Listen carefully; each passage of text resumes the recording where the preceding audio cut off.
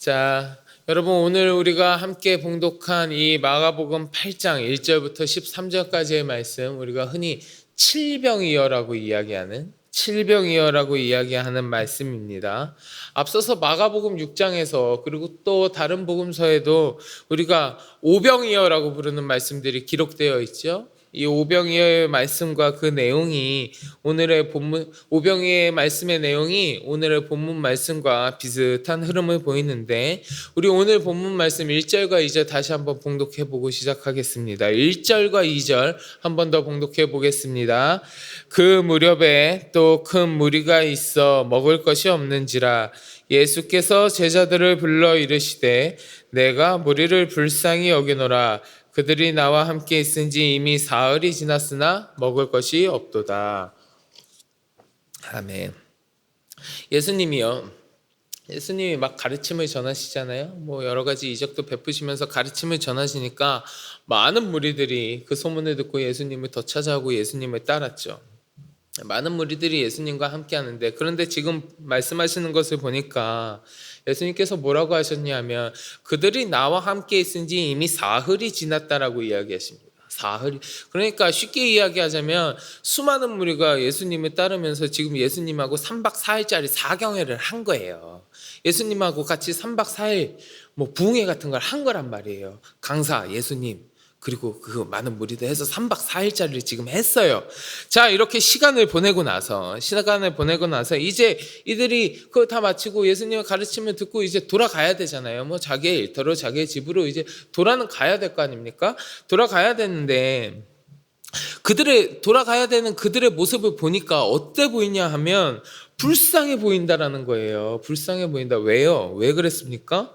그 사람들이 지금 먹을 게 없거든요. 먹을 게 없어요. 아마도 이때 당시에 지금 예수님과 함께하는 이 무리들은요, 이 사람들은 큰 부자라거나 무슨 부유한 사람들이거나 그런 건 아니었던 것 같습니다. 그저 하루 벌어서 하루 먹고 사는 그런 어려운 사람들이 대부분이었던 것 같아요.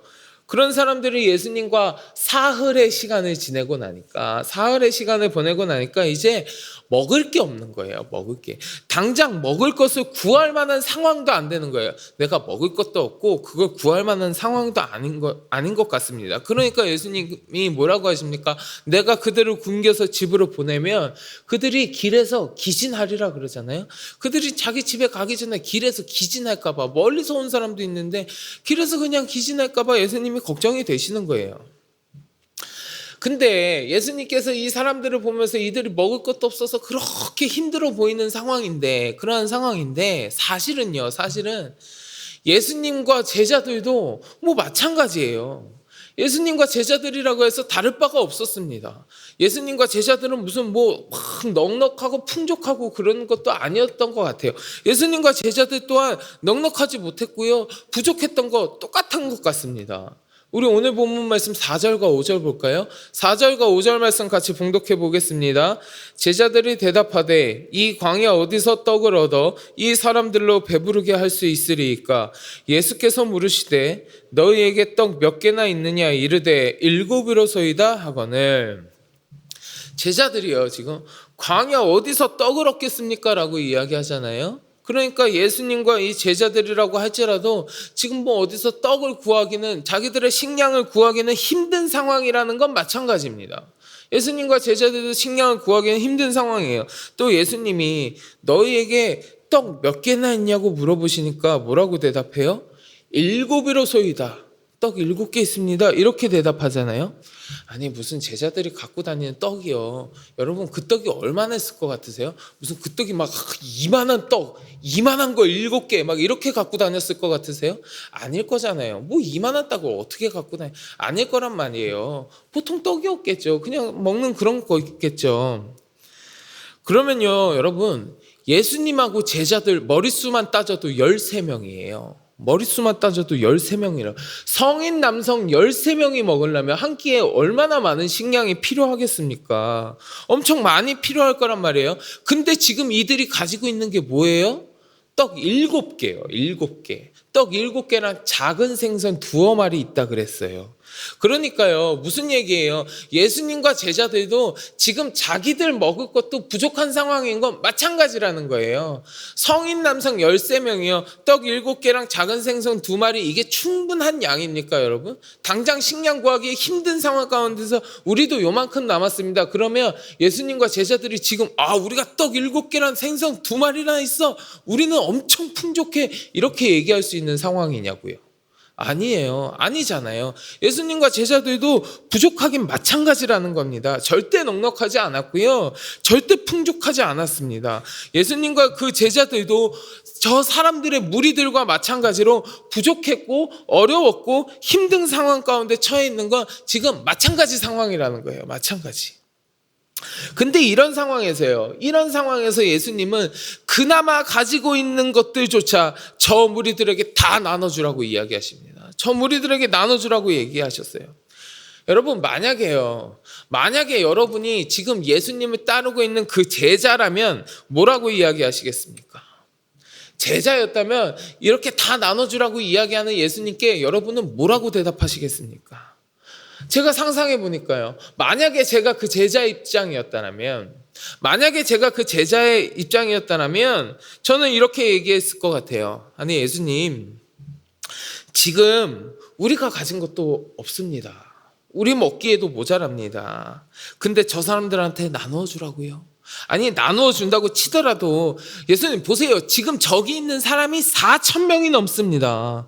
이거 나눠줘봤자 우리 13명한테도 부족한데 4,000명한테 나눠주라고요? 나눠줘봤자 저 사람들 간에 기별도 안 갑니다.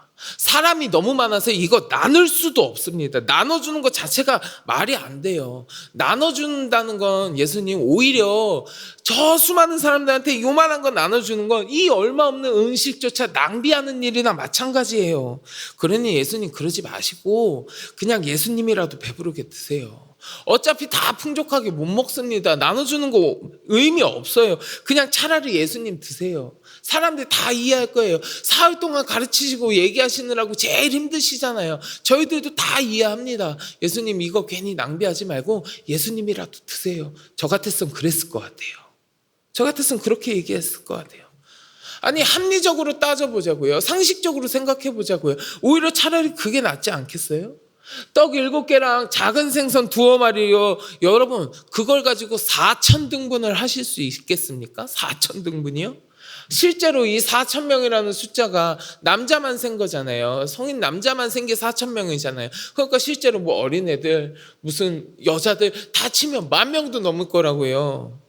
만약에 진짜로 예수님 말씀처럼 그 떡 7개랑 작은 생선 2마리 이 10,000명이 넘는 사람들한테 나눠준다고 칠게요. 나눠준다고 치면 한 사람당 얼만큼이나 받을 수 있을까요? 한 사람당 받아봤자 왜 손톱만큼이나 받을 수 있을까요? 굶주리고 있는 사람들한테, 먹을 게 없는 사람들한테 손톱만큼도 안 되는 떡 부스러기 이렇게 나눠주면 그 사람이 뭐라고 그러겠습니까? 당신 지금 나 놀려요? 지금 나 약 올리는 겁니까? 하고 오히려 더 성내지 않을까요?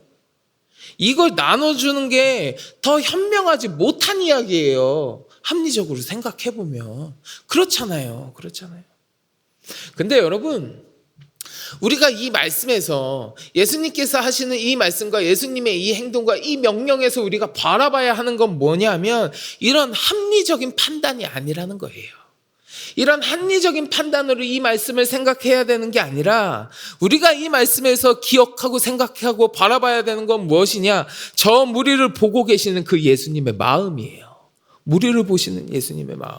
우리 오늘 본문 2절 다시 한번 봉독할까요? 2절 말씀 한 번 더 봉독하겠습니다. 내가 무리를 불쌍히 여기노라. 그들이 나와 함께 있은지 이미 사흘이 지났으나 먹을 것이 없도다. 내가 저 무리를 불쌍히 여기노라. 불쌍히. 예수님이 불쌍히 여기셨다는 거예요. 지금 예수님도 충분치 않으십니다. 당장 자기를 따르고 있는 이 제자들을 먹이기도 충분치 않은 상황입니다. 예수님과 제자들도 부족하다고요. 누구를 챙겨줄 만한 형편이 아닙니다. 누굴 불쌍히 여기고 챙겨주고 나눠주고 할 만한 형편이 아니라고요. 근데 그 상황에서도 예수님은 그 무리를 불쌍히 여기셨다고 했습니다. 무리를 향한 예수님의 마음이 이거라는 거예요. 여러분, 이걸 우리는 뭐라고 부르냐 하면 긍휼이라고 불러요. 이런 마음을. 긍휼. 긍휼은 우리 주님의 자비롭고 은혜로운 성품이에요. 우리를 다정히 사랑해 주시고 불쌍히 여겨 주시고 주의 은혜를 베풀어 주시는 그 마음이 긍휼이에요. 긍휼. 우리가 이 예수님의 긍휼의 마음을 바라볼 줄 알아야 되고요. 우리가 그 마음을 닮아갈 줄 알아야 됩니다. 내가 너무 넉넉해서 내가 가진 게 너무 많아서 나 쓸 거 다 써도 충분히 다 써도 남으니까 내가 나눠주고 내가 다른 사람들을 챙기고 그렇게 한다는 거 아닙니다. 아니에요. 나도 부족하지만 나도 어렵지만 그 가운데에서도 남을 생각하고 염려하고 걱정해주고 사랑하는 마음으로 돌봐주고 나누어 주는 거, 이것이 긍휼의 자세라는 거예요. 긍휼의 자세. 이 긍휼은요, 긍휼은 다른 사람을 향한 사랑을 기반으로 이루어지는 성품이지 나의 넉넉함을 기반으로 이루어지는 성품이 아닙니다. 내가 부유해서 나눌 수 있는 그것이 긍휼이 아니고요. 나의 부유함을 기반으로 만들어지는 성품이 아니고요. 나의 부유함이나 부족함과는 상관없이 당신을 향한 사랑의 마음으로 이루어지는 게 긍휼이에요. 긍휼. 우리 본문에서 우리 예수님은, 오늘 우리가 함께 봉독한 이 본문에서 우리 예수님은 그 무리들을 향한 주님의 사랑을, 그 마음을, 우리들을 향하여 있는 주님의 긍휼의 모습이 어떠한 것인지 직접 실천하시면서 보여주고 계시는 겁니다. 주님은 직접 긍휼이란 무엇인지 보여주고 계시는 거라고요. 오늘 본문의 말씀이 단순히 예수님께서 작은 음식으로도, 말도 안 되는 적은 음식으로도 4,000명의 사람들을 먹이셨다고 하는 그 기적, 역시 예수님은 능력이 많으시구나, 대단하신 분이구나, 기적을 베푸시는 분이구나, 이것만 이야기하는 본문이 아니라는 거예요. 오늘 본문의 말씀은 주를 사모하는 자들을 불쌍히 여기시고 사랑해 주시고 자신의 모든 것을 내어주시는 주님의 사랑을 보여주는 이야기예요. 사실은 그 주님의 사랑은 이런 것이다라고 이야기해주는 본문 말씀이 우리가 오늘 함께 봉독하는 이 본문의 말씀이에요. 나도 부족하고 나도 모자라지만 나도 어렵지만 나만큼 어려운 사람들을 외면하지 않고 오히려 그들을 더 걱정해주고 그들에게 내 것까지 다 내어주는 그 긍휼의 마음을 몸소 실천하시는 우리를 향하신 예수님의 사랑 이야기가 오늘의 본문이라는 겁니다. 사랑하는 성도 여러분, 우리가 이러한 예수님의 마음을 닮아갔으면 좋겠습니다. 여러분, 지금 얼마나 어려우십니까? 계속되는 코로나로 인해서 또 여러 가지 여러분들의 개인적인 사정으로 인해서 여러분들의 삶 가운데 힘든 일들이 참 많이 있고 기도의 제목들이 너무 많이 있는 것을 여기저기서 많이 듣습니다. 많이 들어요. 그러나 이렇게 힘들고 어려울 때일수록 그럴 때에 우리가 오늘 우리에게 보여주신 그 예수님의 마음을 기억하고 내 주위를 한 번 더 둘러볼 수 있었으면 좋겠습니다. 나도 어렵지만 내 주위에 나보다 더 어려운 이웃들에게 우리 주님이 보여주신 긍휼의 마음을 흘려보낼 수 있는 우리가 되기를 간절히 축원합니다. 그런데 여러분, 이 주님의 긍휼의 마음은요, 여기서 끝이 아니에요. 이렇게 긍휼의 마음을 갖고 자 나눠주고 보살피고 사랑해야 된다 이렇게 이야기하는 걸로 끝나지 않습니다. 긍휼의 마음이 흘러간 곳은 변화가 일어납니다. 변화가 일어나요. 우리 오늘 본문 6절부터 9절 같이 보실래요? 6절부터 9절 말씀 같이 봉독해 보겠습니다. 예수께서 무리를 명하여 땅에 앉게 하시고 떡 7개를 가지사 축사하시고 떼어 제자들에게 주어 나누어 주게 하시니 제자들이 무리에게 나누어 주더라. 또 작은 생선 2마리가 있는지라 이에 축복하시고 명하사 이것도 나누어 주게 하시니 배불리 먹고 남은 조각 7광주리를 거두었으며 사람은 약 4,000명이었더라. 예수께서 그들을 흩어보내시고. 아멘. 지금 이곳에 모인 사람들이 다 굶주린 사람들이었습니다. 다 어려웠어요. 그냥 보내면 길에서 기진할 것 같은 사람들이었습니다. 그런 사람들이 4,000명이 넘었어요. 어디서 식량을 조달할 수도 없는 사람들이었습니다. 그러나 그들에게 예수님의 긍휼의 마음이 흘러가니까요. 예수님께서 가지고 계신 그 긍휼의 마음이 그들에게 흘러가니까 그 다음 상황 어떻게 변하였습니까? 이 4,000명이요. 배불리 먹었다고 그랬어요. 배불리 먹고 남은 것이 7광줄이나 됐다고 했습니다. 이 무리들은 지금 굶주리고 배고픈 곳이었지만, 이 상황은 어려운 상황이었지만 그곳에 주님의 사랑이 흐르니까요, 하나님의 긍휼의 마음이 흘러가니까 그곳이 풍성한 곳으로 변화되는 거예요. 누구 하나 빼놓지 않고 모자람만 가득한 곳이었지만 그 모자람이 가득한 곳에 사랑의 실천이 지나가면 남는 것은 더 이상 모자람이 아니라 풍성함이라는 겁니다. 아무리 어렵고 힘들고 모자란 곳일지라도 그곳에 주님의 사랑이 흘러가고 우리를 통하여 하나님의 긍휼의 마음이 흘러가면 그 모자람이 풍성함으로 변화될 줄 믿습니다. 사랑하는 성도 여러분, 사람의 욕심은 끝이 없지요. 사람의 욕심은 끝이 없죠. 내가 부족하면 부족하다고, 내가 많이 있으면 더 많이 있지 않다고 불평하는 게 사람 마음이잖아요.